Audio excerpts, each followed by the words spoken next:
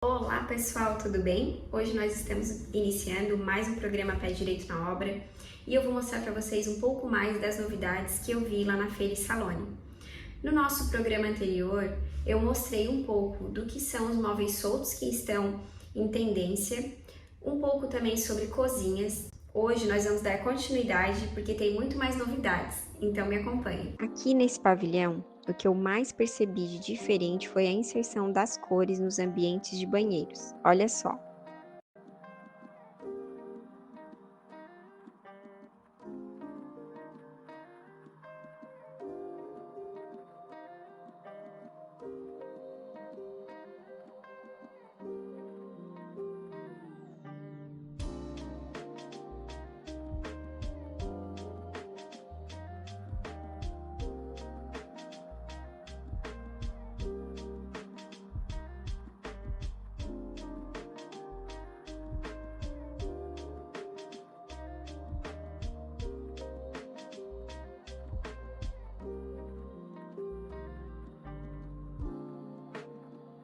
Além das cores, também percebi muito a inserção de estampas.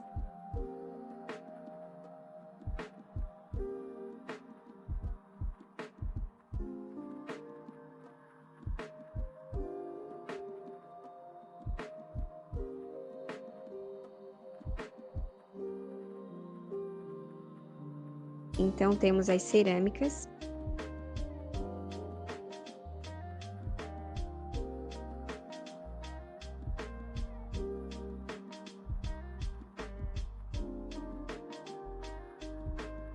com estampas bem exclusivas. Que as cavas estão em alta, vocês já viram, mas eu vou mostrar mais modelos e opções de puxadores em cava e ainda os embutidos na própria marcenaria.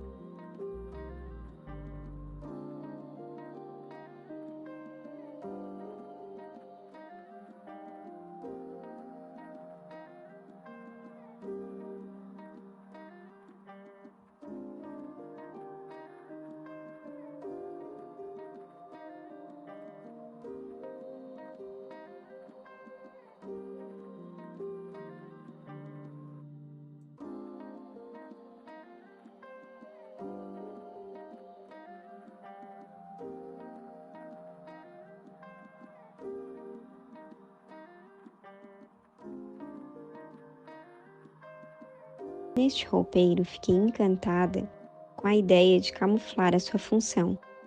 Aos olhos de quem está vendo, parece um grande painel iluminado.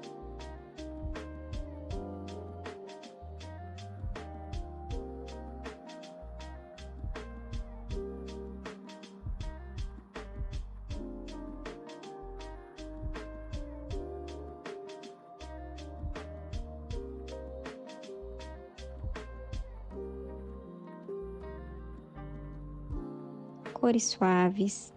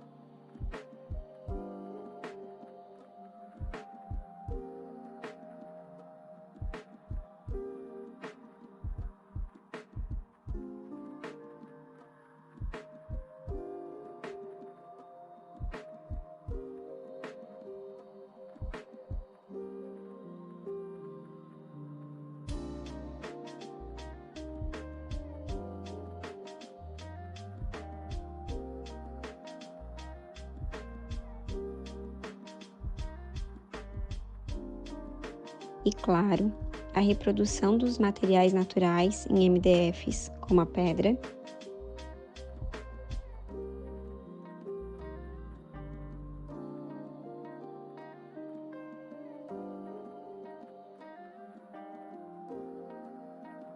fazem parte de muitos dos ambientes.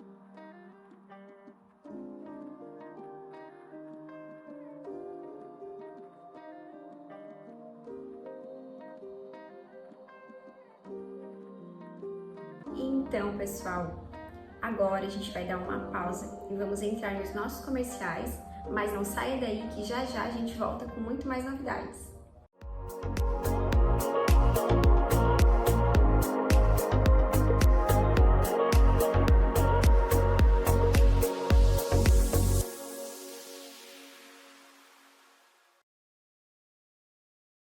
Toda a informação se encontra aqui. ID Portal, o novo endereço da notícia. Acesse idportal.com.br. Notícias da região. Acesse www.ual.com.br. Qualidade e acabamento de primeira. Em casas de alto padrão é com a Sul Construções. Chame no WhatsApp. TV Sul Catarinense. Nosso esporte é mostrar você.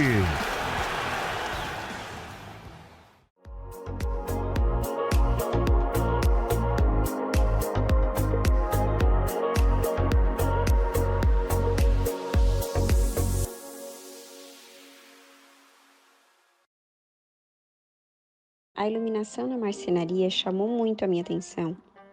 Ela está muito marcada e presente nas gavetas, prateleiras, cabides, que tudo liga e desliga conforme os movimentos.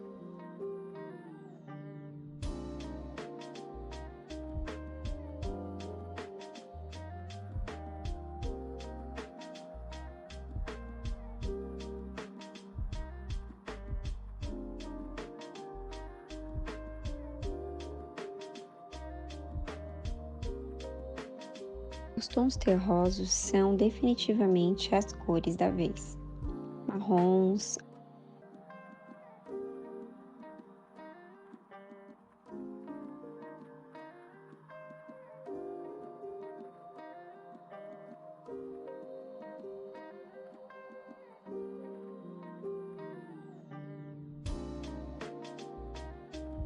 amarelos,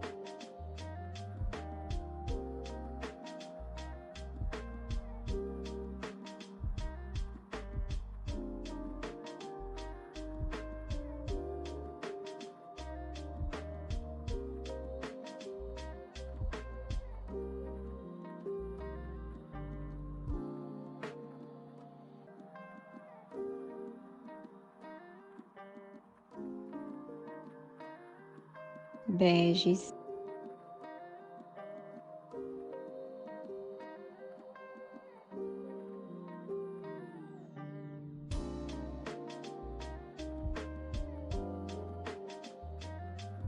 e até o mostarda estão presentes na maior parte dos ambientes.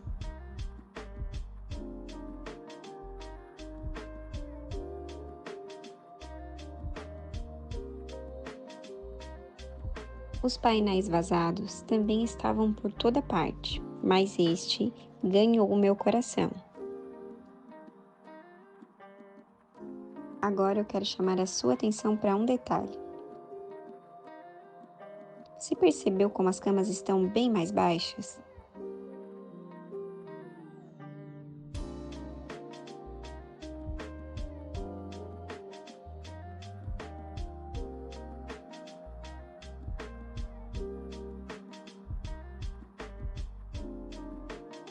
Sobre iluminação,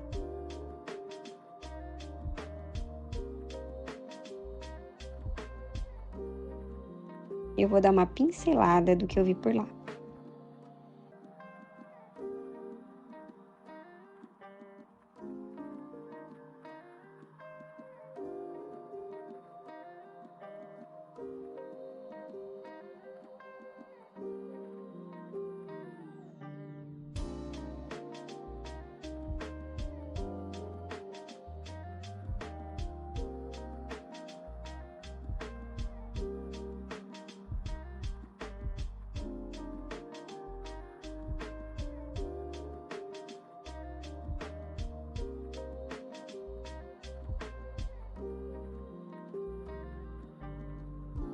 Os vidros trabalhados são os grandes protagonistas do momento, assim como as lindas mesas em vidro.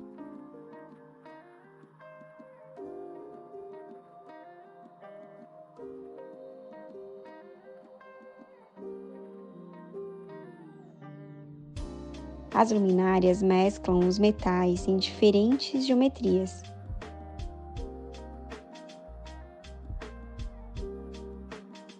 Aliando a sofisticação do vidro com uma roupagem totalmente nova.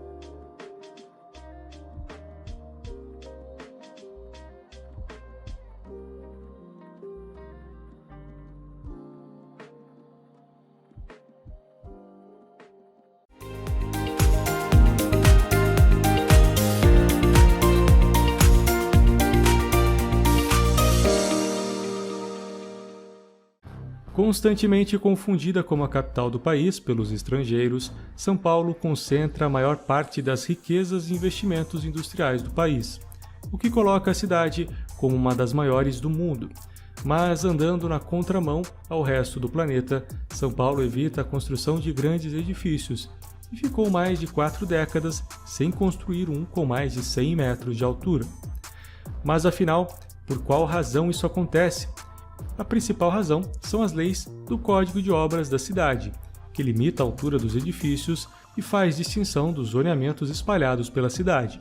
Para se ter uma ideia, pelas regras atuais, os edifícios das zonas centrais podem ter no máximo 48 metros de altura, ou equivalente a 16 pavimentos. E é claro, devido à proximidade de certos pontos da cidade dos aeroportos, que por razões óbvias não permitem edifícios altos. O plano diretor da cidade de São Paulo já foi alterado diversas vezes, mas o que gerou o verdadeiro desconforto dos paulistanos em relação aos edifícios altos foram os incêndios nos edifícios Andraus e Joelma, na década de 70, que ocorreram muito próximos um do outro, ambos edifícios com aproximadamente 100 metros. Mas é óbvio que outros fatores são levados em consideração, como a própria densidade da cidade.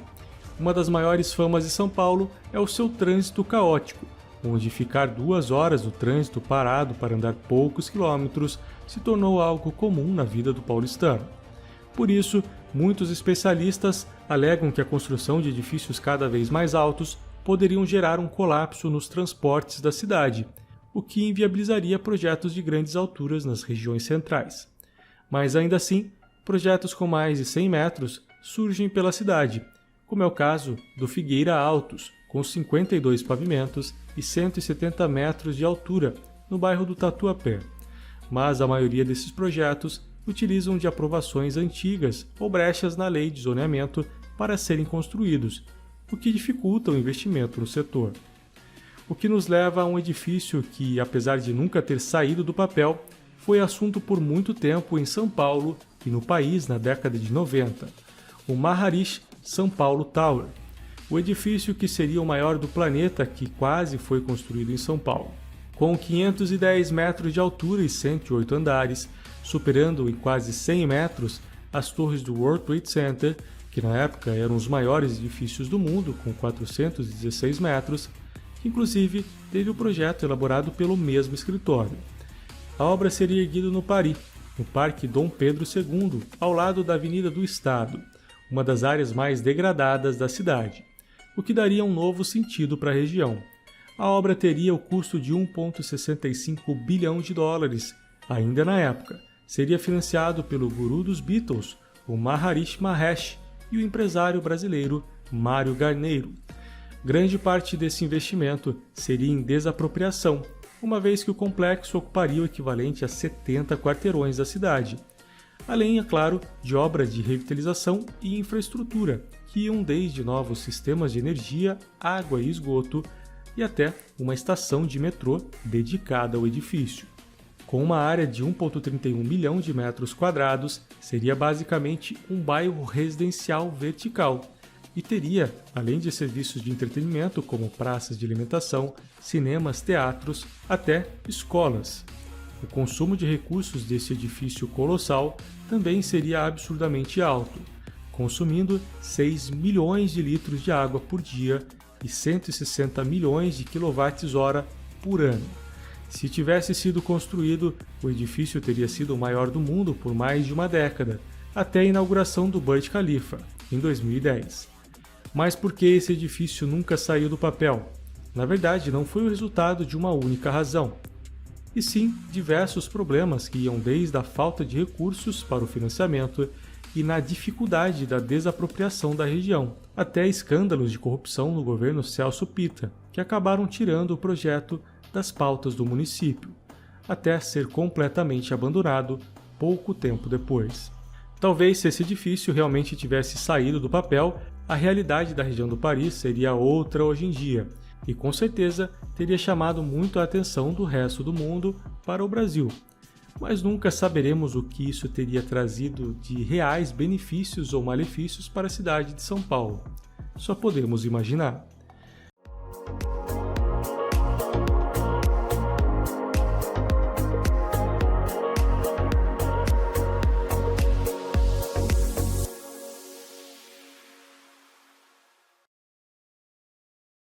Toda a informação se encontra aqui. ID Portal, o novo endereço da notícia. Acesse idportal.com.br.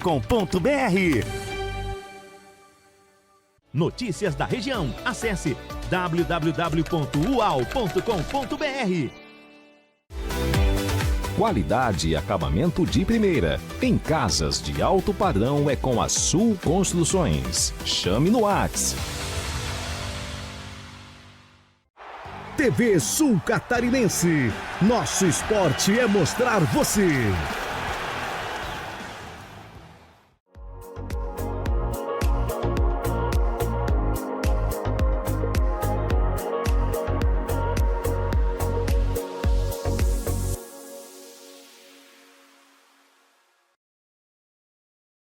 Olá pessoal, então nossos primeiros 2 blocos foram com a Sul e agora você vai ficar comigo, né? A gente vai conversar a respeito de um assunto muito bacana, muito importante, principalmente para você que está querendo construir, está querendo comprar um imóvel na planta, ou ainda para você que já comprou esse imóvel, já negociou com a construtora, o imóvel está em processo de construção, ou ainda mais para você que está prestes a receber seu imóvel.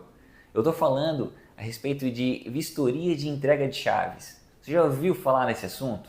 Bom, esse laudo, essa vistoria de entrega de chaves, ela é extremamente importante para que você não venha ter nenhuma dor de cabeça pós a entrega desse imóvel. Bom, atualmente como é que funciona isso, né? Quando você vai receber um imóvel, né, que você comprou, né, seja na planta, seja com uma construtora, né, fazendo sua casa, como é que funciona? A empresa normalmente leva você até a obra, né? Você vai ver, dar uma verificada, vai andar por ali, né? Como a pessoa normalmente não é um técnico, ela não consegue ter um panorama se realmente está tudo certo. Ela vai se ater a alguns detalhes, né? Piso, a pintura, se foi tudo colocado direitinho, né?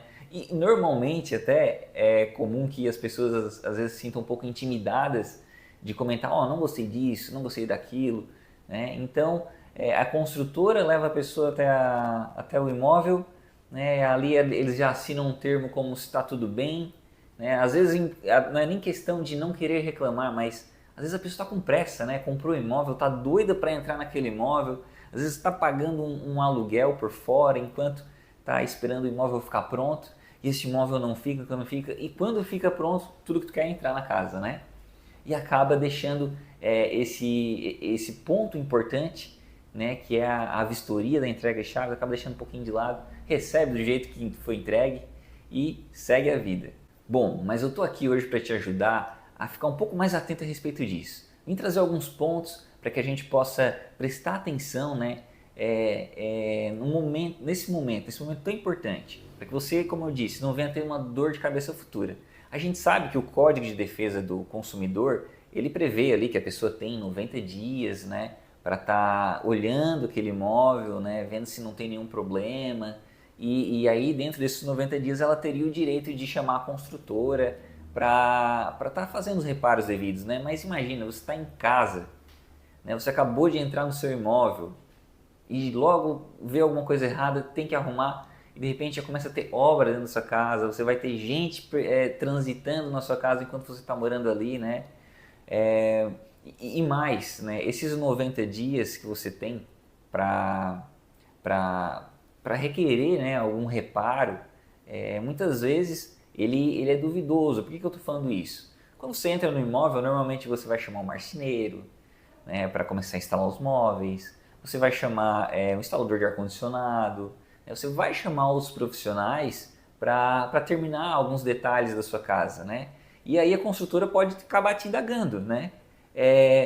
Será que não foi nenhum desses profissionais que arranhou o piso, que tu viu que está arranhado, né? Que estragou uma pintura, né? Então a partir daí você vai ter que começar a ter que comprovar que realmente foi a construtora que entregou errado e não um dos prestadores, né, que você veio a chamar, que acabou gerando esse problema. Por isso, mais uma vez eu digo, na hora da entrega de chaves, é importante que você tenha paciência, é importante você observar bem as coisas, né? E principalmente, tá, é importante a gente focar isso, que se você conseguir contratar um profissional qualificado, você vai ganhar muito mais, né? Um engenheiro civil, que é uma pessoa responsável por fazer esse tipo de serviço, né? Essa vistoria de entrega de chaves, ele vai ter um olhar muito mais técnico.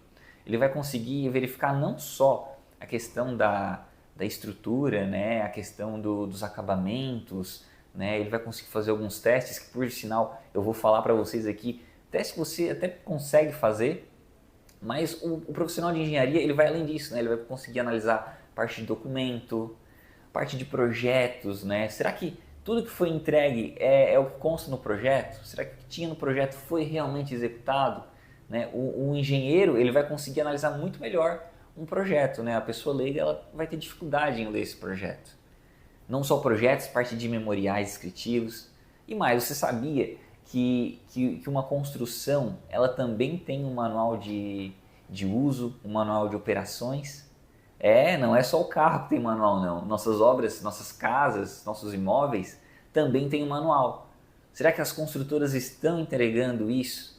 Né? Um engenheiro ele vai conseguir analisar, porque esse manual vai te instruir a manter as garantias, né? A cuidar do imóvel, a usar da forma correta. Bom, pessoal, nosso assunto está bem bacana. Tenho certeza que você gostou e vai gostar ainda do que a gente vai falar. Mas agora a gente vai fazer uma paradinha e a gente vai para o nosso bloco Na Obra. Voltamos já já.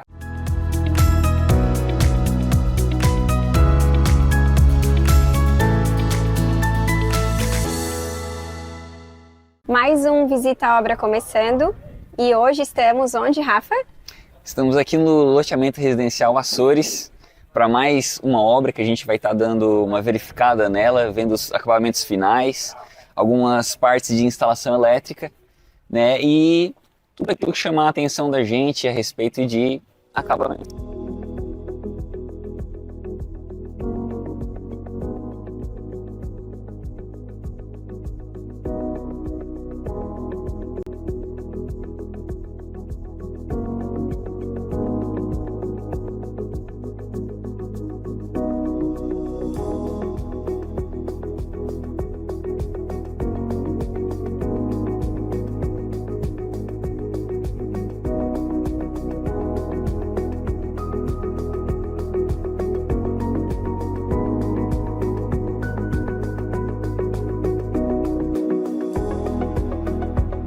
Nessa parte a gente consegue ver bem a diferença de altura do contrapiso para a parte em que vai encaixar a esquadria.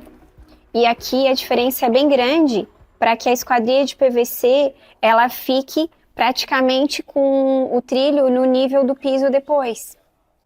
Um ponto bem interessante e importante durante a execução da obra, quando a gente está falando de casas no tipo platibanda, que é quando o telhado fica escondido, né? Aquela mureta que esconde o telhado. É importante que bem no encontro entre a laje e a alvenaria que vai ser feita logo em cima, a gente tenha alguma espécie de reforço ou até uma junta de dilatação. Caso contrário, é comum a gente ver futuramente aquelas rachadurinhas que ficam, né, justamente no encontro entre a alvenaria e a laje. Né? Então por isso que é importante fazer esse tipo de junta de dilatação, que aí vai permitir que essa fissura fique escondida. Ou talvez fazer um reforço com uma malha metálica, né, que vai fazer com que distribua melhor as cargas, não aparecendo aquela parte fissurada.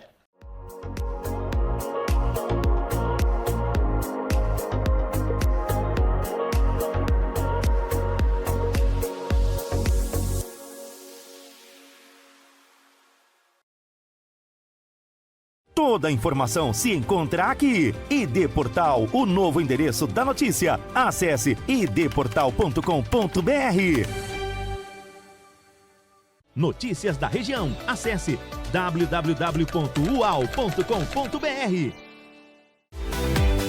Qualidade e acabamento de primeira. Em casas de alto padrão é com a Sul Construções. Chame no WhatsApp.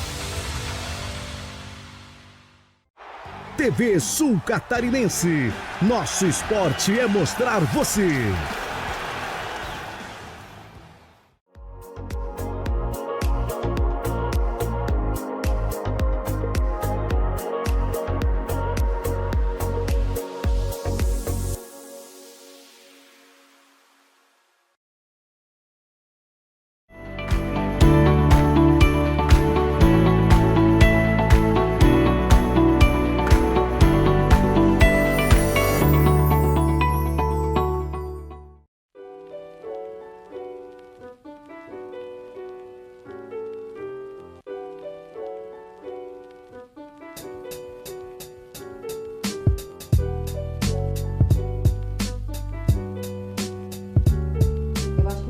Mais importantes numa casa é você realmente usar todos os espaços dela.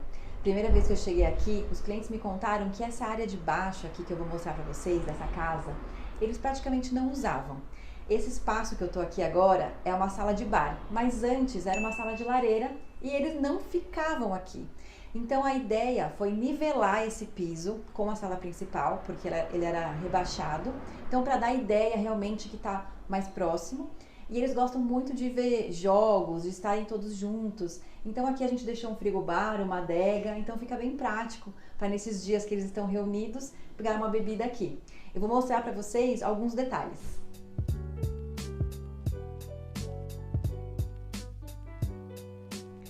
Esse aqui é o piso da sala, que eu já vou mostrar a sala principal. Ele já estava aqui, a gente manteve essa tabeira de pedra também.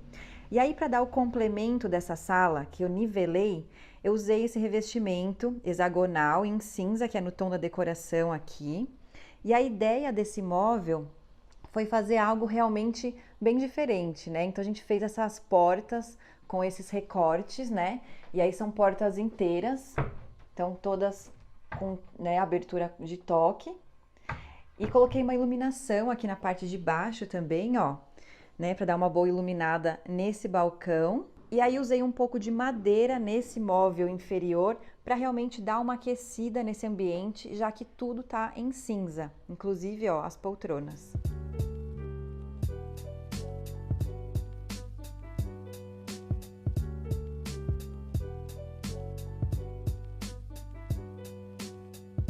Então, ó, saindo aqui dessa sala de bar, a gente entra na sala principal.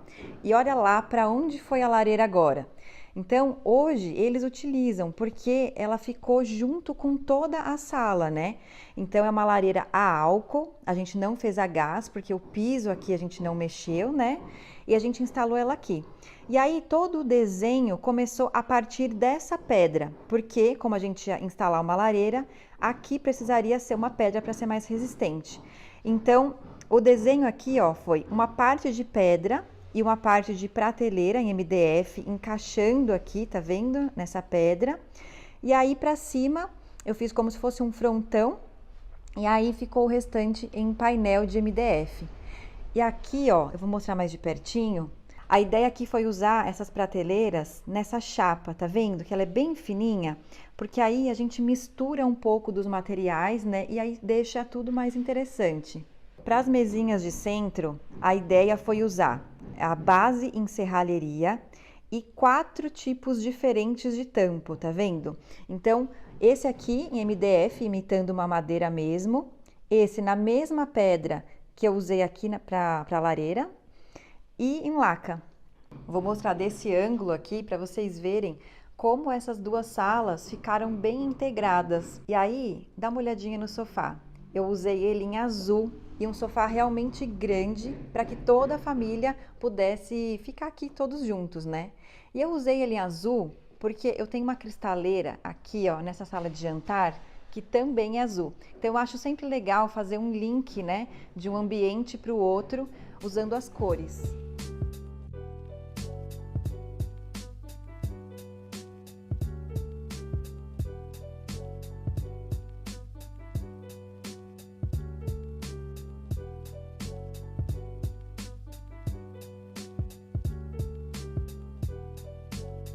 Essa sala antes, um dos problemas, ela era muito escura. Então todos os móveis eram escuros e o piso, né, por ser de madeira, deixava tudo muito escuro. Então a ideia foi realmente deixar esse painel mais claro. E aqui no fundo, ó, dessa escada, essa parede era inteira vermelha. Então eu coloquei um concreto queimado e esse revestimento, que ele é um revestimento geométrico, porque ó, ele já faz um link com o revestimento geométrico que tem aqui na cozinha.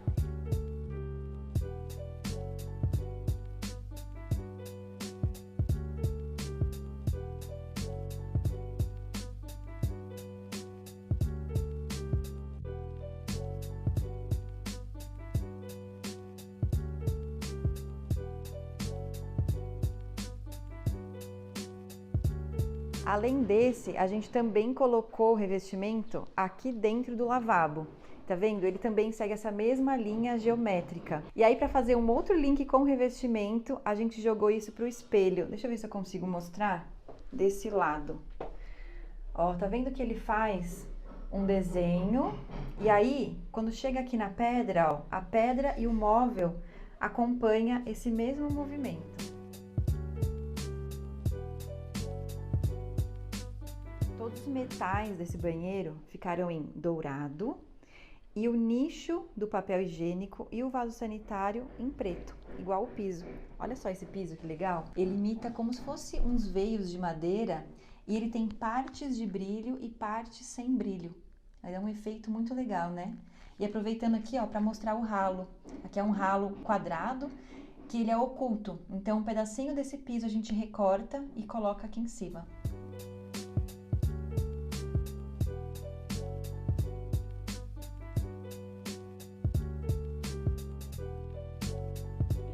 Como eu tinha dito, o objetivo desse projeto é para que eles realmente usem todos os espaços.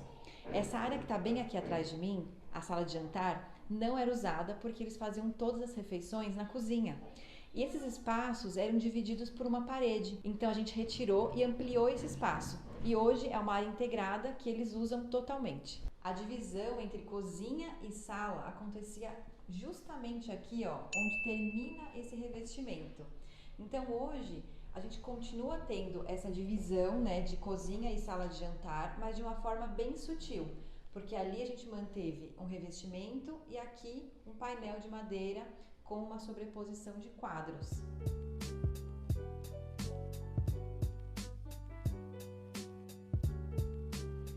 E aí, já desse lado aqui, eu tenho a cristaleira que eu tinha comentado, que ela também tá em azul. E tá vendo essa parte aqui de baixo, ó? Era uma estrutura da casa que a gente não podia tirar. Então, isso daqui é fixo. O armário mesmo começa daqui pra cima. E aí, a ideia foi fazer essa parte do meio transparente para servir de cristaleira. Então, essa aqui é uma porta inteira. Deixa eu tentar abrir aqui pra vocês. Ó, é uma porta inteira que dá acesso a essa parte interna.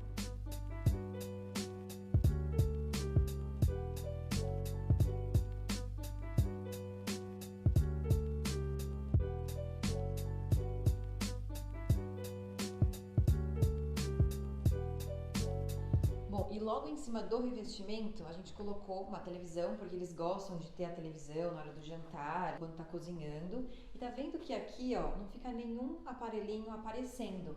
Por quê? Eu passei um cabo, que é um receptor de IR, na verdade, né? E esse cabo tá passando aqui pelo forro e ele tá guardado, o aparelhinho, aqui, ó, dentro do armário. Então fica clean, né? Não fica nada aparecendo aqui. E aí, olha só o tamanho dessa bancada que a gente tem aqui no meio. Então, além de ter o cooktop, né, para eles cozinharem aqui, eles conseguem fazer as refeições mais rápidas, né, tranquilamente. Sobre as cores, eu mantive preto nas bancadas, só que eu mudei a textura das pedras só. Ó, tá vendo que essa daqui, ela tem uma rugosidade? Ela é o granito São Gabriel, só que ele é escovado. E esse daqui é o granito polido, né? Que é mais comum de ver. Mas aí eu quis manter a mesma cor, mas com texturas diferentes. E aí repara que aqui, ó, eu não deixei aquele frontão, aquela pedra baixa. Eu coloquei ela como se fosse um grande frontão. Tá vendo que essa pedra, ela sobe e faz toda essa área aqui, ó, Inclusive ali no fundo também, ó, a mesma coisa. E coloquei uma calha úmida, né? Eu amo calha úmida. Eu tenho um vídeo explicando direitinho sobre calha úmida. Se você não viu, vou deixar o card para você clicar aqui. Mas eu deixei até um pouquinho de louça, ó, para vocês conseguirem ver como que fica, né? Como que funciona. Então eu tenho escorredor de prato, talheres, copo. E aqui é um baldinho que pode ser para gelo, pode ser para horta. Aqui do lado, onde acaba a área molhada, eu mantive um lixinho embutido e aqui uma torre de plugagem. Eu já mostrei em vários vídeos, mas eu acho bem legal para não ter aquele monte de tomada no frontão. Acho que isso é bem prático e ele fica escondidinho. E aí aqui no piso, dá uma olhada, a iluminação.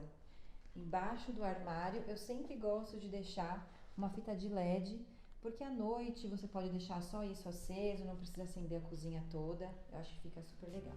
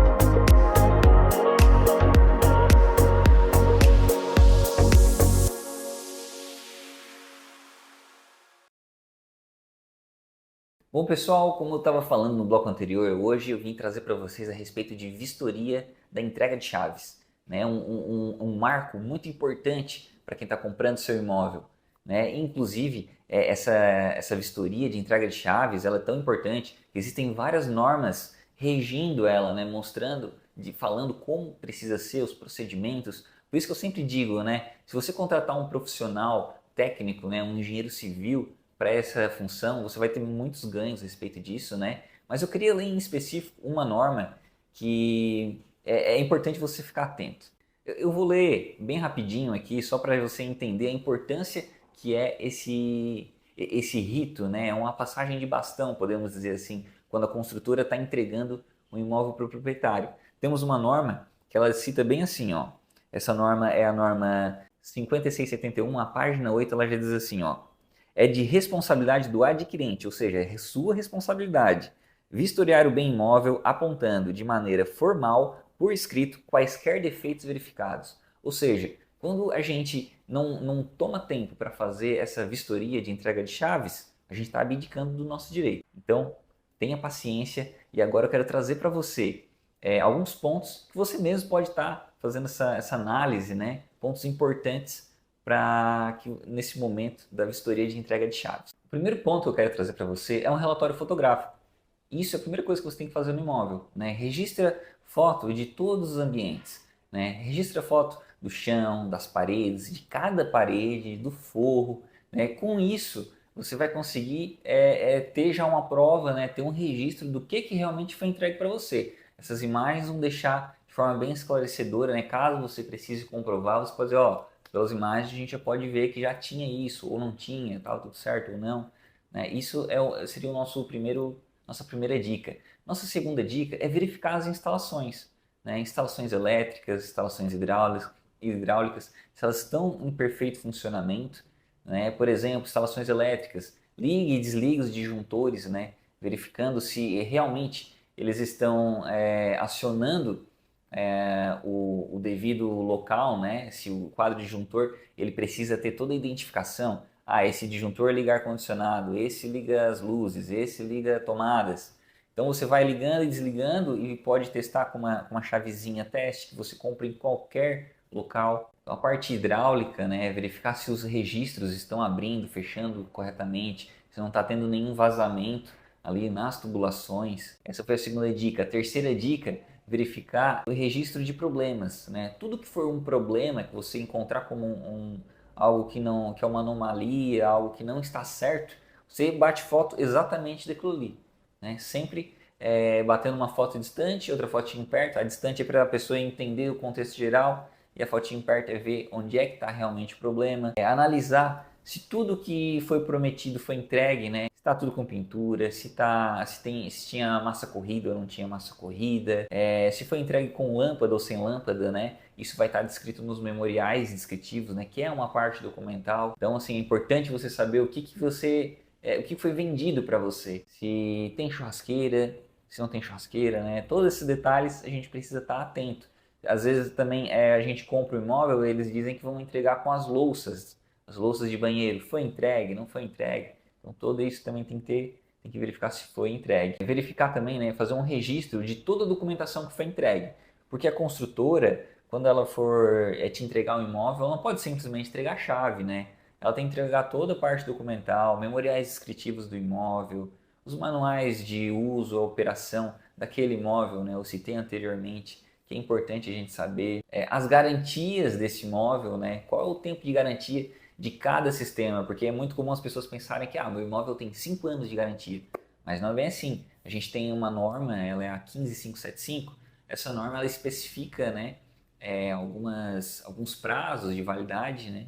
Então, não é tudo 5 anos, né? Alguns itens têm garantia de apenas 1 ano, outros têm de 2 anos. E esse item ele só vai ter garantia se o proprietário estiver seguindo a manutenção devida, seguindo o uso devido. E tudo isso está descrito nesse documento que eu tô te falando, né? O Manual de Uso e Operação. Bom, agora vamos falar então lá dentro, né? Depois de ter essas dicas, né? Depois de executar essas dicas, o que a gente começa a observar? Analisem as esquadrias, né? Se todas as esquadrias, se for de madeira, estão tudo pintado, se for de alumínio, se elas correm, seja de madeira ou alumínio, né? Se ela corre bem no trilho, se as fechaduras dessas esquadrias estão funcionando bem, se as maçanetas das portas, é muito comum que se você vai num imóvel, se você tem um imóvel que tem massa corrida, o pessoal tem que lixar, obrigatoriamente tem que lixar.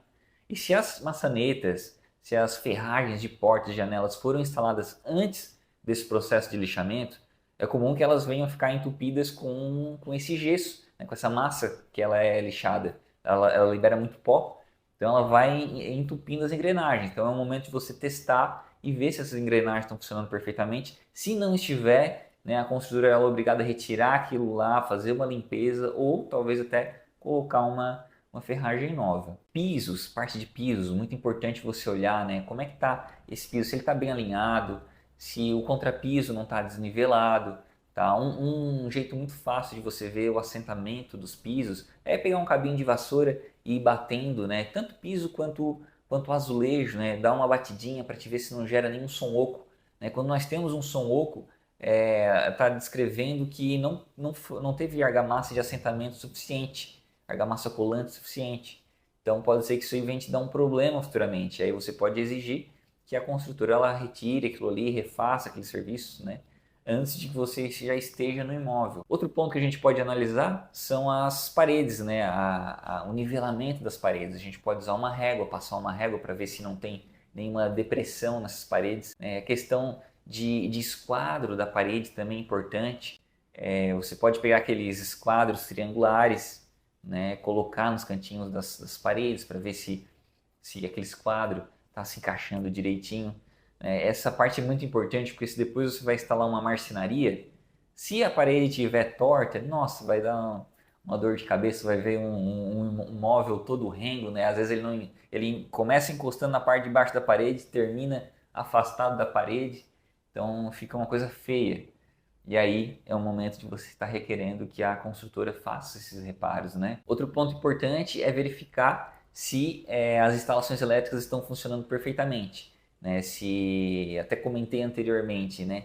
Se quando você desliga um disjuntor, ele desliga o equipamento certo. Quando você liga, se ele liga o equipamento certo, né? Já teve casos onde eu fui fazer vistoria em que o disjuntor do ar-condicionado não desligava o ar-condicionado. Teve o caso de que o instalador do ar-condicionado foi lá, desligou o disjuntor, né, do ar-condicionado, foi mexer no ar-condicionado, tomou choque. Aí, graças a Deus, né, o DR, que são dispositivos que atuam nesse momento do choque, né, eles desarmam para a pessoa não ficar ali tomando choque. O DR ele funcionou perfeitamente e a pessoa não ficou grudada lá nos fios, né? Mas então, assim, é um problema muito sério esse. E aí é onde a consultora precisa arrumar para você. Outro ponto muito importante que a gente precisa olhar são as áreas molhadas, principalmente o box. O box é algo que, se ele não tiver com caimento correto para o ralo, isso é uma dor de cabeça enorme. Eu já tive casos onde o proprietário já estava morando no lugar, ele estava com pressa para se mudar, ele entrou no imóvel sem fazer a vistoria, e aí quando ele foi tomar banho, a água, em vez de ir para o ralo, ia para fora do box. Isso gerou um estresse muito grande, porque o que aconteceu? Ele teve que fazer uma obra enquanto ele estava morando.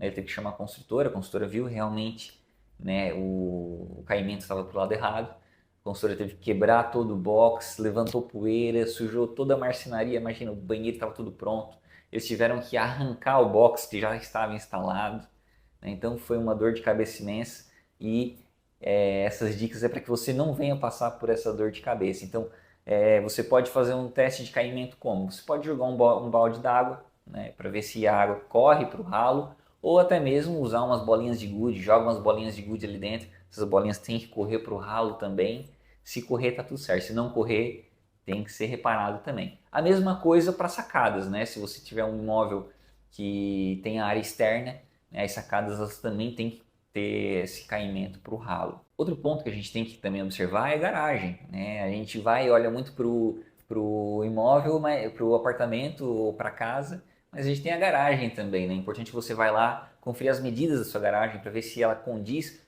com o que foi vendido para você, né? Às vezes tá lá um tamanho padrão e você vai ver uma garagem bem pequena, principalmente apartamentos, né? Edifícios. Esses edifícios eles têm umas garagens muito apertadas, é importante você ficar atento a isso. E você que está construindo, né, que está recebendo uma casa, é muito importante também a parte de fachada.